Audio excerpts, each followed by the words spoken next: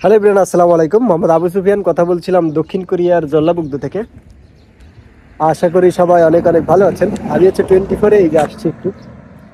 তো আজকের ভিডিওতে যে বিষয়টা নিয়ে কথা বলবো সেটা হচ্ছে দক্ষিণ কোরিয়াতে ভবিষ্যতে যারা আসবেন বা দক্ষিণ কোরিয়াতে ভবিষ্যতে আসতে চান বা এখন থেকে স্বপ্ন দেখতেছেন দক্ষিণ কোরিয়াতে আসার, তারা আজকের এই ভিডিওটা তাদের জন্য। এই বিষয়গুলো একটু মাথায় রাখবেন দক্ষিণ কোরিয়াতে আসার আগে।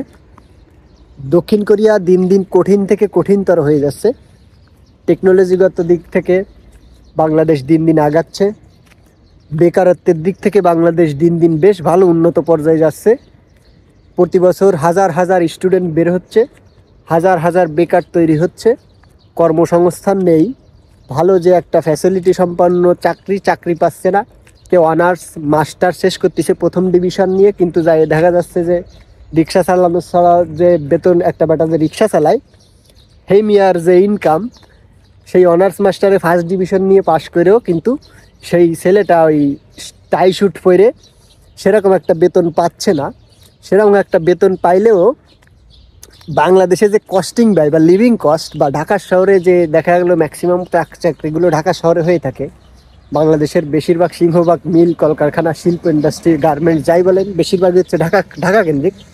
আর এই ঢাকা কেন্দ্রিক হওয়ার কারণে এইসব জায়গায় যে লিভিং কস্ট, যে টাকা স্যালারি আসতেছে, দেখা গেলো 20,000 টাকা বা 25,000 টাকা স্যালারি পাচ্ছে সে 27-28 বছর পর্যন্ত পড়াশোনা করে, যে 20-25,000 টাকা স্যালারি পাচ্ছে তা হচ্ছে ওই বাসা ভাড়া, ঘর ভাড়া, আর হচ্ছে যদি বিয়ে শাদী আর একটা দুইটা সোয়াল মেয়ে তাহলে তালিয়ালো টাহা আরও মাস শেষে আওলাদ কর্জ করা ছাড়া উপায় থাকতেছে না। মানে সেভিংস রাখতে পারতেছে না বা সম্ভব হচ্ছে না।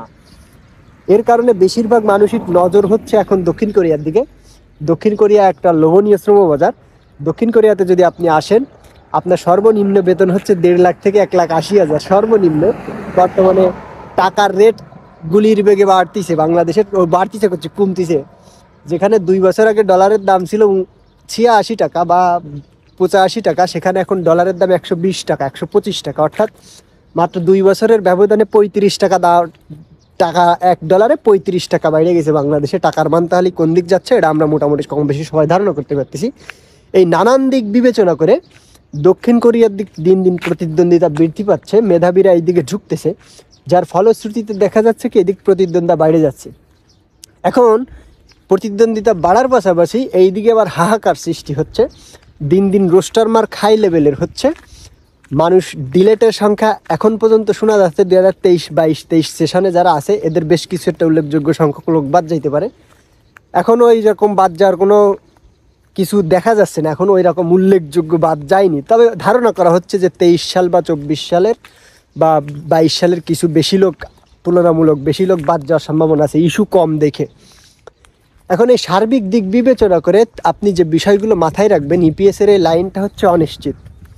এখানে আপনি দেখতেছেন আমি সুফিয়ান এই যে কোরিয়ায় এসে রাস্তার পাশ দিয়ে এই যে হাইটে বেড়াচ্ছি আর ভিডিও বানাচ্ছি, আমি মনে হয় 1-2 দিনই কোরিয়ায় চলে আসছি বা আমি পরীক্ষা দিয়ে কোরিয়া চলে আসছি। বিষয়টা আসলে এমন না। বিষয়টা হচ্ছে আমিও 3 বছর 4 মাস অপেক্ষা করে তারপরে কোরিয়াতে আসছি। আমি 2018 সালে কোরিয়ার সম্পর্কে আমার বড় ভাইয়ের মাধ্যমে জানি।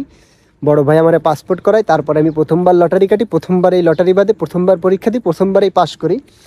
পাস করার পরে করোনা আসে, কাগজপত্র জমা দেওয়ার পর করোনা আসে। করোনা আসার পর এর আশা সাইডে দিছিলাম, সাইডে দিয়ে 2 বছর শেষ হয়ে যায়। আমার রোস্টারের মেয়াদ আর 14 দিন না 15 দিন থাকতে আমার ভিসা ইস্যু হয়েছিল। লাস্টে 2022 সালের এপ্রিলে হচ্ছে আমি দক্ষিণ কোরিয়াতে আসছি। সাথে দেখা যাচ্ছে 2019 সালের ফেব্রুয়ারি, 2022 সালের এপ্রিল, অর্থাৎ 4 বছর 2-3 মাস সময়ের পরে কিন্তু অপেক্ষার পর আমি দক্ষিণ কোরিয়াতে আসছি। আজকে আমি এই কথা বলতেছি আর এই কোরিয়া সম্পর্কে ধারণা দিচ্ছি আপনাদের। আপনি ভাববেন না আমিও 1-2 দিনে চলে আসছি।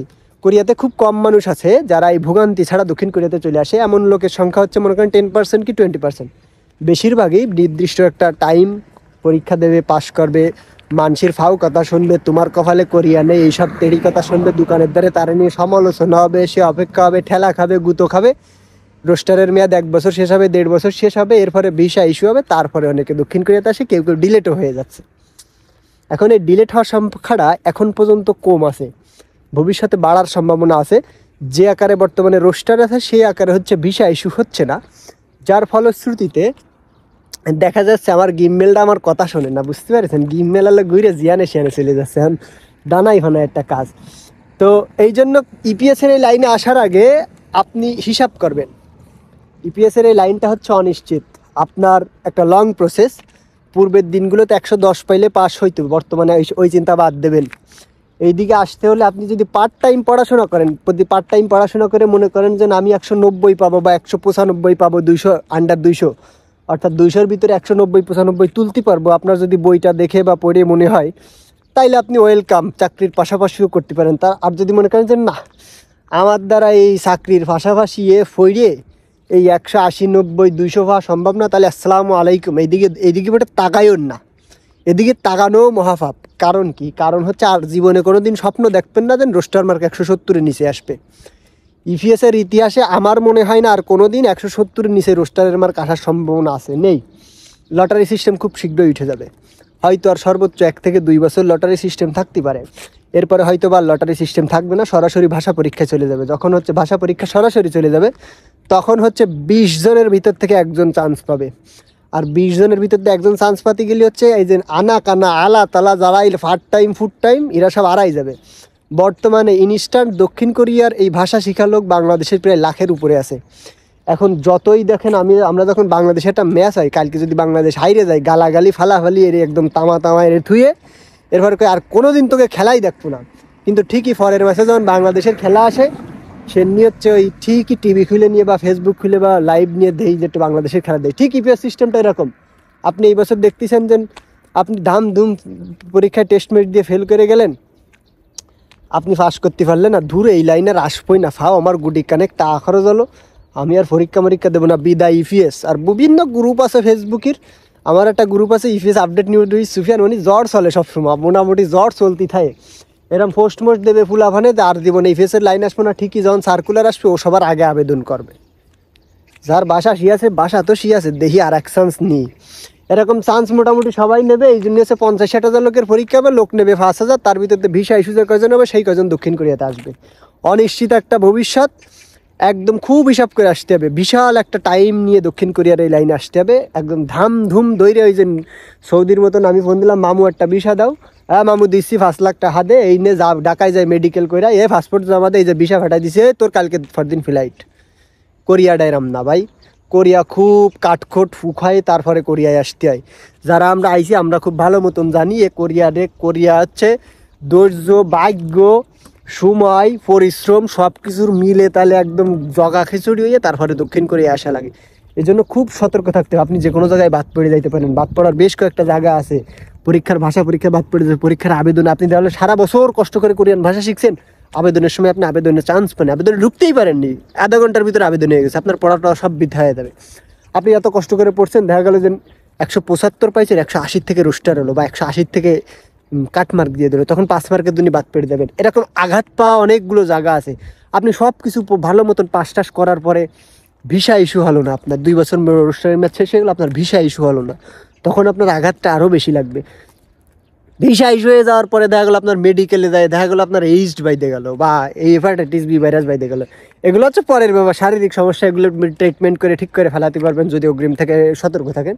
তো এই হচ্ছে ব্যাপার, বেশ কিছু বাদ পড়ার জায়গা আছে। এই জন্য এইসব বিষয়গুলো মাথায় রেখে তারপরে দক্ষিণ কোরিয়া এই লাইনে ভবিষ্যতে আসার চেষ্টা করবেন।